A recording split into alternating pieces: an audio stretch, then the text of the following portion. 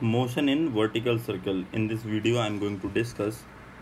So here suppose that there is a vertical plane like this, vertical plane, and suppose that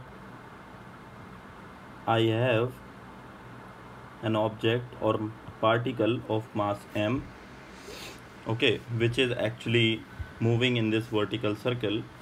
So I need to analyze what should be the minimum velocities this particle should be imparted so that it can maintain the vertical circle. So there are four important velocities we need to calculate. So say this is point B, this is point T, this is point L, and this is point R. Okay. So my question is that in order to complete the vertical motion or vertical circle,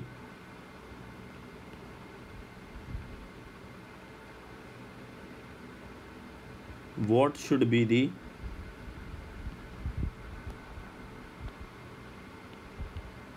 minimum velocities or critical velocities provided at B, T, R and L, okay, and also obtain a general function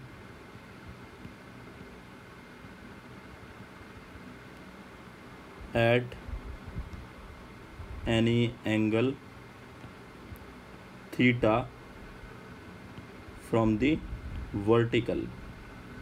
That means suppose that if I take a general point which is at theta at an angle, so let's say there is a point Q, so we need to find a velocity VQ which may provide us the general function. So first of all, if that is the scenario, we have to draw the FBD at bottommost point. So if I draw the FBD of this particle at bottommost point, mg will be downwards.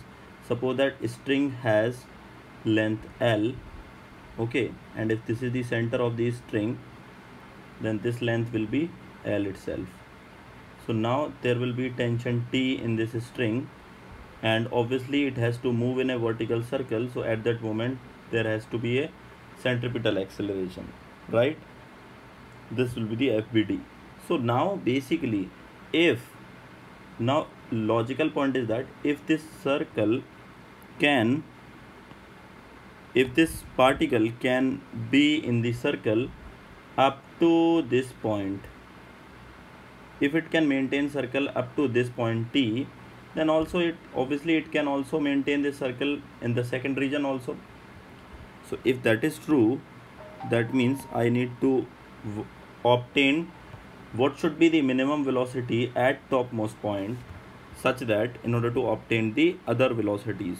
So let's say draw the FBD at topmost point. So if I do that, there will be mg downwards. As string is downwards, obviously tension is also downwards.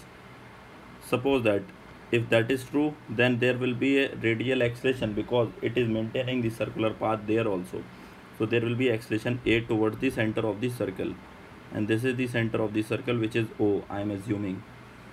So now I can write equation of dynamics that T plus mg will be is equal to m into A, and you know that for a circular motion V is equal to Vt square upon L. If I am assuming that Vt is the velocity at topmost point, then A can be written as Vt square upon L. So if I substitute that, this will be m Vt square upon L. This is T plus mg. So we can calculate the value of T, which will be m Vt square upon L minus mg. Now for minimum velocity or critical velocity, I can assume that particle just reaches to this point. That means if it just reaches, I can say that this tension will be greater than equal to 0. For minimum case, obviously tension will be 0, we can assume. So now we can apply this thing. So let me remove this. So once we apply this thing, then we can obtain a value of Vt in terms of G and L. So we can say that T is greater than equal to 0. That shows m Vt square upon L minus G m into G, which is greater than equal to 0. So m can be taken as common. So Vt square upon L minus G is greater than equal to 0.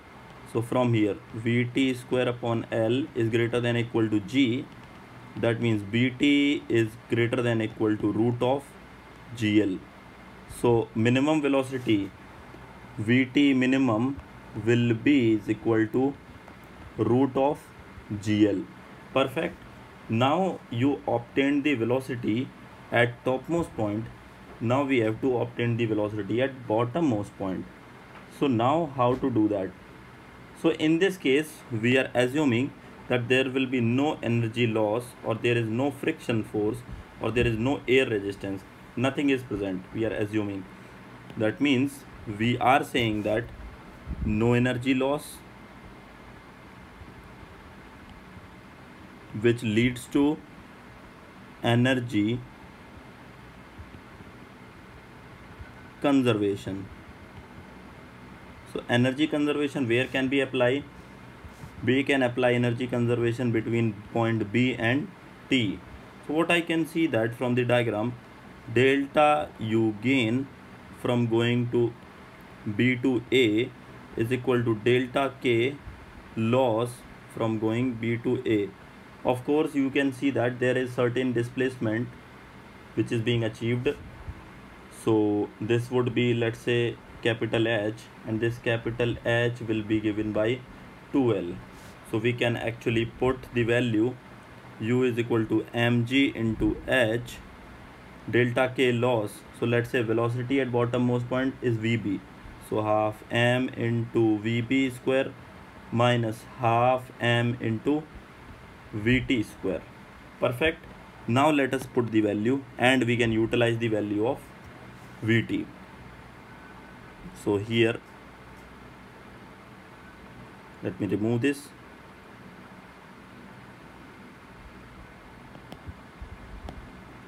So if you do that, we can write mg into H is nothing else 2L, which is equal to half m into Vb square minus Vt square. So this m and m is cancelled out. This will be 4GL is equal to Vb square minus Vt square. So from here Vb square will be 4GL plus Vt square, or Vb will be is equal to under root of 4GL plus Vt square. Now what is the minimum velocity of Vt, which is root GL. So for Vb minimum we can use the value of Vt minimum, which is 4GL plus GL, which is under root of 5GL. That means Vb will be greater than equal to under root of 5GL. So minimum velocity for Vb at bottommost point has to be under root 5GL. Perfect. So we obtained two velocities now. Then we want to achieve velocities at rightmost point also at this point. So let's say the velocity is Vr.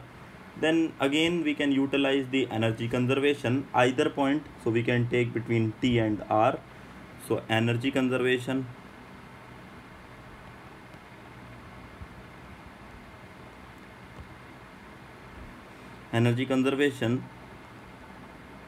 between T and R. So simply delta U. So this time you can take reference base this point, this line. So this time vertical displacement, how much vertical displacement is being achieved, which is simply is equal to L. So delta U gain in going from R to T is equal to delta K loss in going from R to T. So we can eventually write mg into L is equal to half m into VR square minus half m into Vt square. So this m and m will be cancelled out. We can obtain VR square is equal to 2GL plus Vt square. Perfect. Once we achieved this, so we know that in order to calculate the value of minimum value of VR, so we can say that VR is equal to under root of 2GL plus Vt square. So for VR minimum, we can utilize the value of Vt minimum, which is nothing else GL. So that will be root of 3GL. Perfect.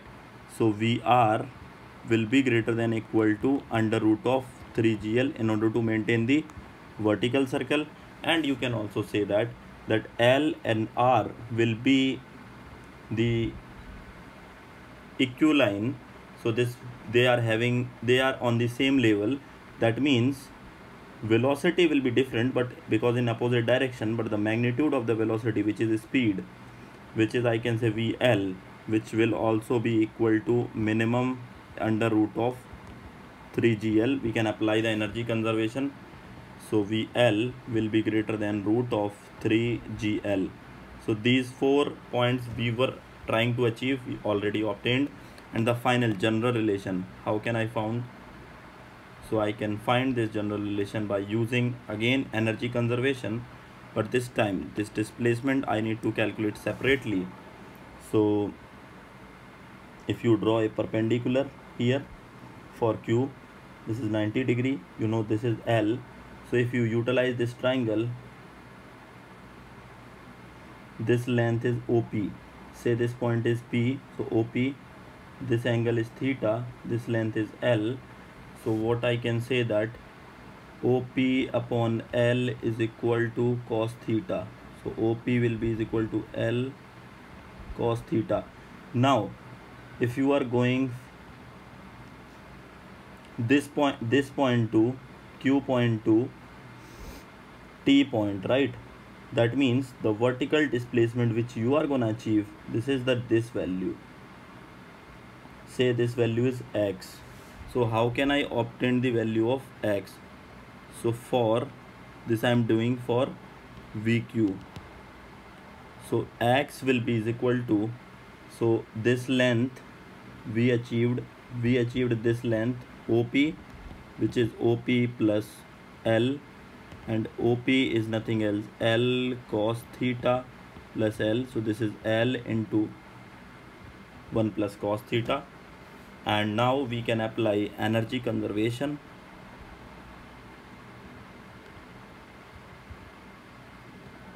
Energy conservation for which points? So energy conservation for point Q and T. So similarly we can write delta U gain is equal to delta K loss, and of course this is for Q to T, this is for Q to T. So now delta U gain, that would be mgx is equal to half m into VQ square minus half m into Vt square. Perfect. So now we can remove this m, and of course I can write this as 2gx is equal to VQ square minus Vt square. Okay, we got this relation, and now as we have solved all others, we need to put the values. So let us put the values.